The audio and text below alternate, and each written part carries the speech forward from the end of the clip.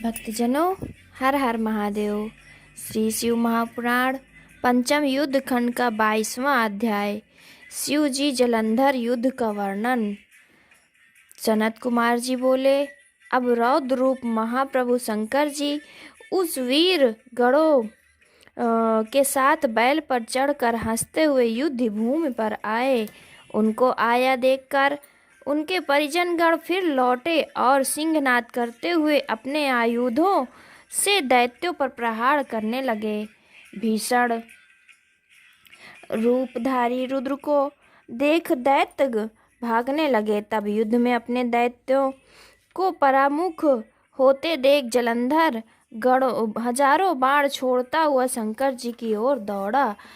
उसके शुंभ निशुंभ आदि वीर भी क्रोध से अपने होठ को काटते हुए शिव जी की ओर दौड़े। शंकर गण इनके अंगों को छेदने लगे। इतने में शंकर जी ने जलंधर के सब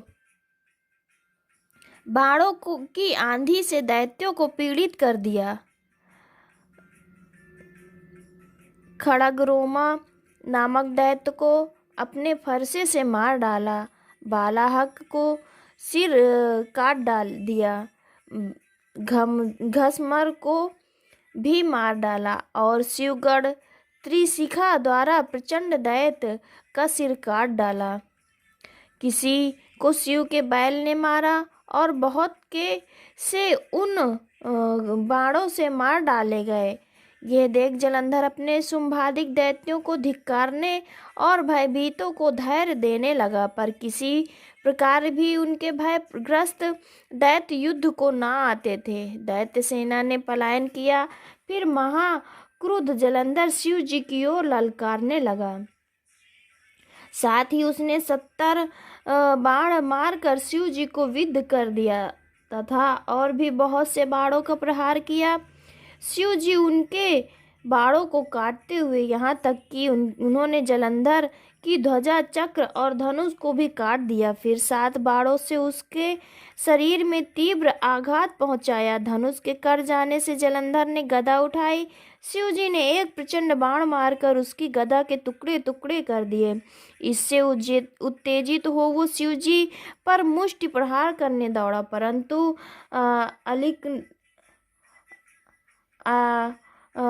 परंतु शंकर जी ने उसे छोड़े पीछे खदेड़ दिया। उसने समझा कि शंकर जी मुझसे अधिक बलवान है, अतएव उसने गंधर्वी माया उत्पन्न कर दी। अनेकों गंधर्व और अप्सराओं के गण प्रकट हो गए। वेणु और मृदांगी बजाने बाजों के साथ नृत्य और गान होने लगा। इससे अपने गणों सहित रुद्र भी मोहित हो एकाग्र हो गए। उन्होंने युद्ध बंद कर दिया।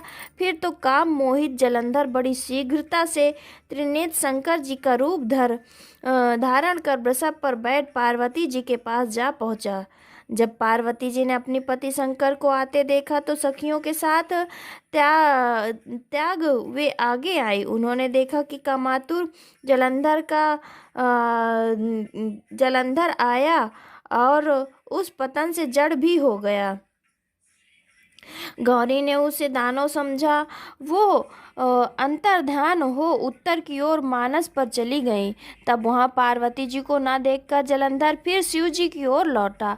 उधर पार्वती जी ने विष्णु को बुलाकर दैत्यराज जलंधर का वो कृत्य कहा और यह प्रश्न किया कि क्या आप इससे अवगत हैं। भगवान ने हाथ जोड़कर सिर नवा उत्तर दिया, आपकी कृपा से मुझे सब ज्ञात है।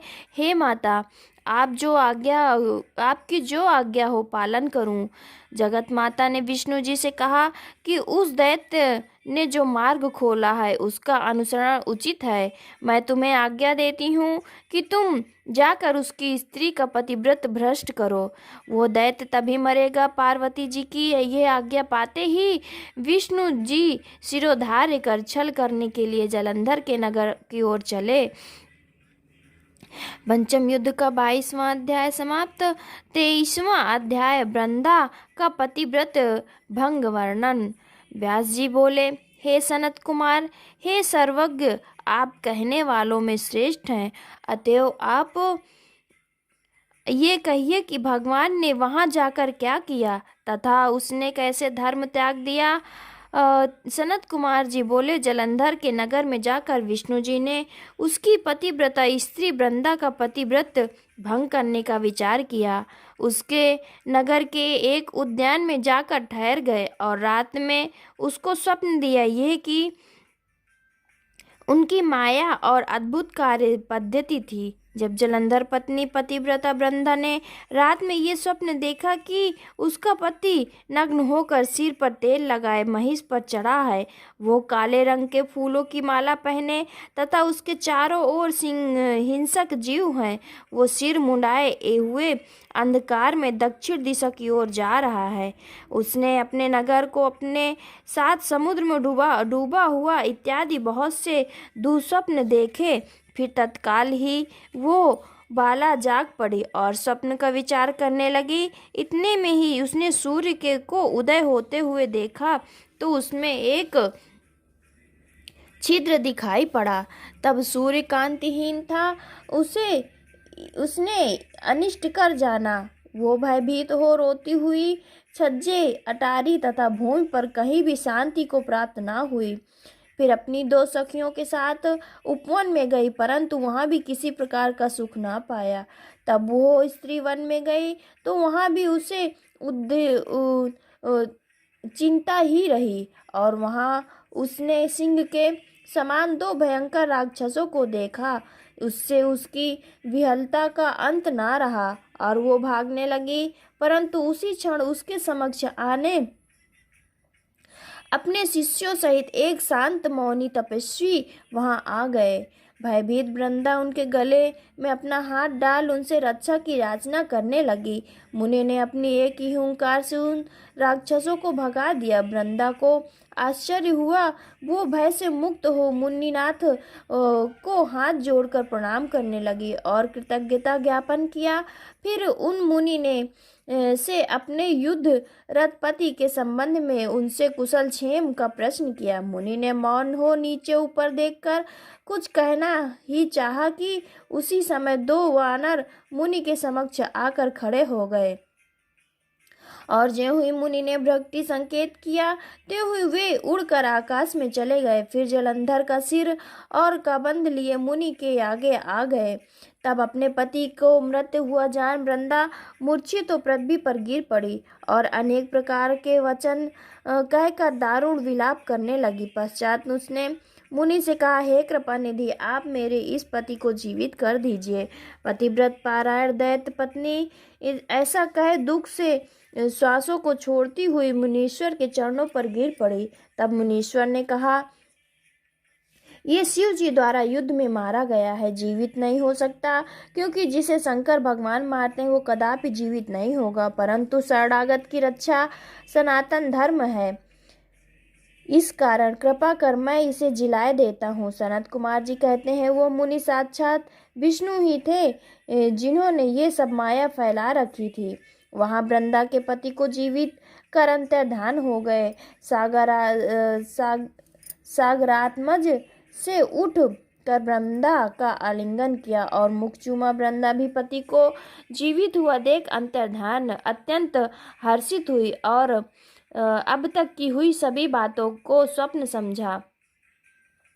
पश्चात वृंदा सकाम हो बहुत दिनों तक उसी वन में रमण करती रही। पश्चात एक बार के सुरत व संभोग काल के अंत में उन्हीं विष्णु को देखकर उन्हें ताड़ित करती हुई बोली, हे पराई स्त्री से गमन करने वाले विष्णु, तुम्हारे शील को धिक्कार है। मैंने जान लिया कि वो मायावी तपस्वी तुम ही हो। हे व्यास जी, ऐसा कहकर परम क्रुद्ध हो पतिव्रता वृंदा ने अपने तेज को प्रकट करते हुए ये शाप दिया कि तुमने माया से दो राक्षस मुझे दिखाए थे, वही दोनों राक्षस किसी समय तुम्हारी स्त्री का भी हरण करेंगे और उसके विरह में दुखी होकर तुम वानरों की सहायता से वन में भ्रमण करोगे और ये संतेश्वर जो तुम्हारा शिष्य बना है वह भी तुम्हारा ही साथी रहेगा।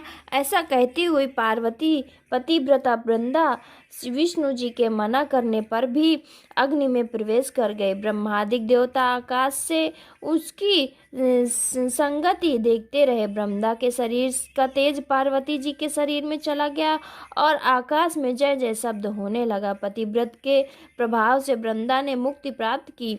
भगवान विष्णु उसकी चिता भस्म को अपने शरीर में लपेट कर वहीं स्थित हो गए।